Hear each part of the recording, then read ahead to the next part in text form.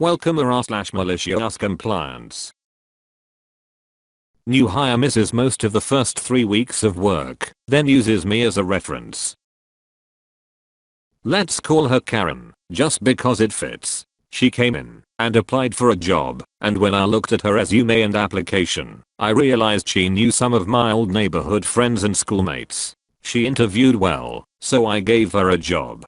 Told her to be in Monday at 9 a.m. Monday morning, she is not in. She no calls, no shows. Tuesday, no call, no show. I had now written her off. Wednesday, she shows up about noon. Claims she was in her basement Sunday night and her brother was working out, and he accidentally knocked her out during his intense workout. She claimed her doctor told her she had a concussion and she should stay home for a couple days. She had no doctor's note, no marks on her head, but thinking her story was so off the wall it could almost be true, I let her come to work the next day. She worked Thursday and Friday. We paid at the end of every week and I gave her a check Friday. I also did not deduct the days she missed. She came to me and asked about the full paycheck. I told her we were a family business and realized people had lives outside work. He tried to make sure people knew they were appreciated and tried to take care of our people. She teared up and thanked me and said we could count on her. She worked the full next week, did okay. She seemed to fit in.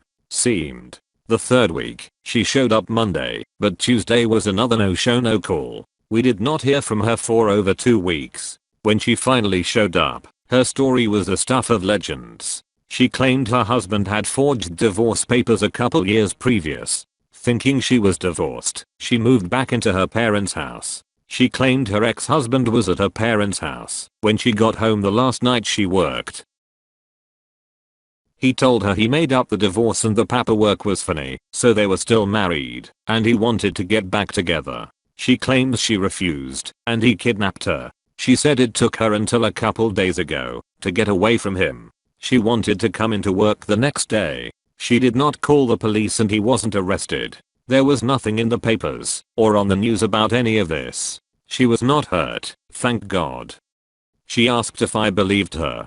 I did not, but told her that I really needed someone I could count on coming in reliably every day. I gave her a paycheck for 1 week. She had worked 1 day and told her I wished her good luck. I had already replaced her, and her replacement was one of the best employees we ever had. Here's the malicious compliance.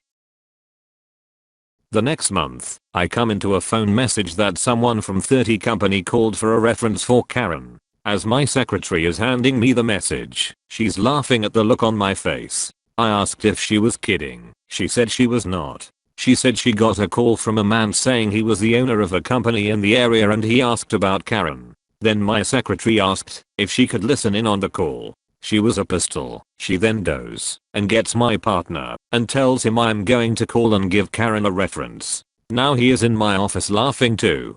I call the guy and we make some small talk. I tell him what we do and he tells me what he wants Karen to do for him. I tactfully avoided answering any of his questions about Karen directly. I think he was beginning to suspect something. Remember folks, employers can get in a ton of trouble for bad references. He finally asked my opinion of Karen, and what I said was, if you can get Karen to work for you, you will be very lucky. He heard what I said, and how I said it. He repeated that back to me exactly as I said it. All my words were the right ones. It was my tone and intonation that got my point across. He thanked me and hung up. Karen comes into the office a couple days later. She looks mad, but is trying to be pleasant. She told me she is having trouble finding a job and mentioned she has used me as a reference. She wanted to know if anyone from company has called me. She knew they did. She told me she really want the job at company. I told her I had been called and that I told the guy he'd lucky to get her to work for him. My secretary confirmed that's what I told him. She told him she was right next during the whole conversation. Karen smiled and thanked me and headed to the door. She said she wondered why she was having so much trouble getting a job. She asked if she could continue to use me for a reference, and I told her absolutely. I also told her I'd tell everyone the same thing, that any employer would be lucky if they can get you to work for them. She walked away smiling, happy and clueless. I had an employee steal $200. I had a video recording to prove it. I took an afternoon to fill out paperwork the detective told me I needed to fill out and drove down the street to the courthouse with my flash drive with the video file. Clerk said I needed a police report. Instead of asking them why they couldn't just look up the report number one had on the form themselves, I drove to the police station, paid $5 for a copy of my report, and drove back. Clerk said they can't take flash drives, but she could take the form and report and the prosecutor would review my case and decide if it was strong enough. He was about 4 months out on reviewing non-violent offenses. I asked if my video, which made it a slam dunk case, would help move it up. She said maybe, but I had to include screenshots of the video, and they would let me know if they actually wanted the footage. So I'm in about 6 hours total including talking to the detective, pulling the video footage, filling out the form, waiting in line at the courthouse twice and the police station once, and driving all over downtown. We've already eclipsed the $200 that was stolen, based on my hourly rate alone, let alone my parking fees, mileage, and fee to pull the police report. Now I was going to have to go pull screenshots, pay to park again, wait in line again, and cross my fingers for 4 months. My time, including being at the trial, if he didn't plea, likely would have been compensated in the lawsuit if he was found guilty, but I knew he was broker than a joke, so we were never going to see that money. I just decided to cut my losses and walk out. It was a great insight on why people don't go to the police to solve their problems. How cheeky and yet effective. I've had a similar situation where old crappy co-workers have asked to use me as a reference, and luckily for them, I haven't been called. Not sure I'd have the patience to not leave a scathing review, so good on you. I've been used as a reference without being asked. My favorite was one who no-showed for a month, and I dismissed him by mail. It was no great loss. When the new prospective employer called and said I had been listed as reference, I accidentally blurted out, "That's brave." We both laughed. Then when pressed, I said he worked well, under complete and total supervision.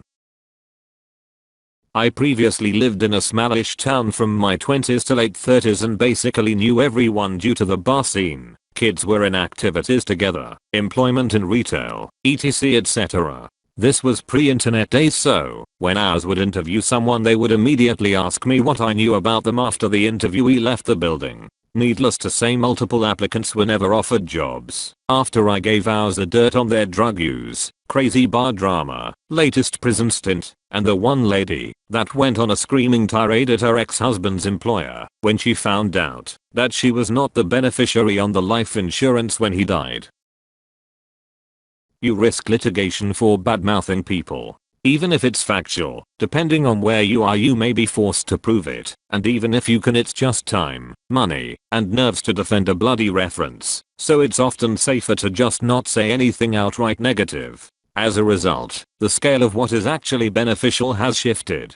A company that has nothing good to say will say nothing, or just confirm the barest facts as in some of the examples you see around the comment section. Some more of the craftier references will put a subtle emphasis on this to make sure that the point gets across. And then there's people like the op that will leave a seemingly positive reference that really contains some less favorable subtext, then make use of intonation to emphasize that subtext while maintaining plausible deniability. I just said they'd be lucky to have her work for them. Should their reference ever be pulled into question?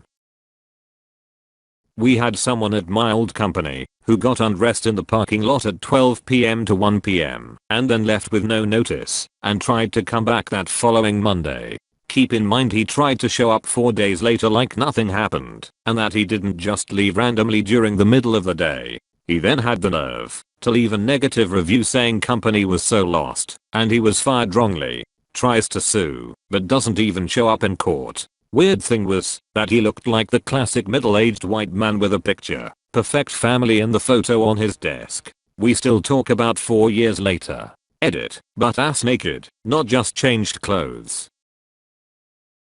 We supplied 18 employees with cell phones. One of our longest employees disappeared for 2 weeks. Came in and confessed he went on a bender, stayed drunk for 2 weeks. I worked with him once. The second time he did it, I'll let him go. He had gotten rid of his personal cell phone and home number. When he gave me back his company cell phone, he basically handed me his life. I didn't find out for a couple weeks. I called Print and gave them permission to talk to him about his number only. I sent him the phone along with a message he could call Print and get the phone put in his name and keep the same number. He did that. Falls under guys you hate to fire, but they leave you no choice.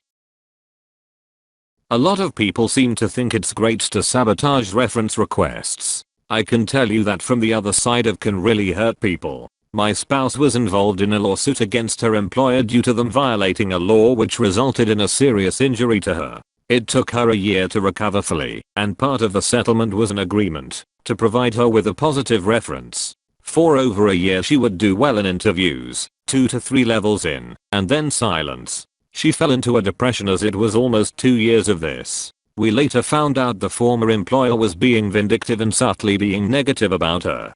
2 years of increasing depression, thinking she was worthless, and 2 attempted suicides was the result of her interviews being sabotaged in this manner. Real people get hurt with this. If you want to be honest with everyone, including the person you're badmouthing. To describe a person who is totally inept, I most enthusiastically recommend this candidate with no qualifications whatsoever. To describe an ex-employee who had problems getting along with fellow workers, I'm pleased to say that this candidate is a former colleague of mine. To describe a candidate who is so unproductive that the job would be better left unfilled, I can assure you that no person would be better for the job. To describe a job applicant who is not worth further consideration, I would urge you to waste no time in making this candidate an offer of employment. To describe a person with lackluster credentials, all in all, I cannot say enough good things about this candidate or recommend him too highly. Thank you for watching. If you enjoyed the video, hit like. If you would like to see more, feel free to subscribe.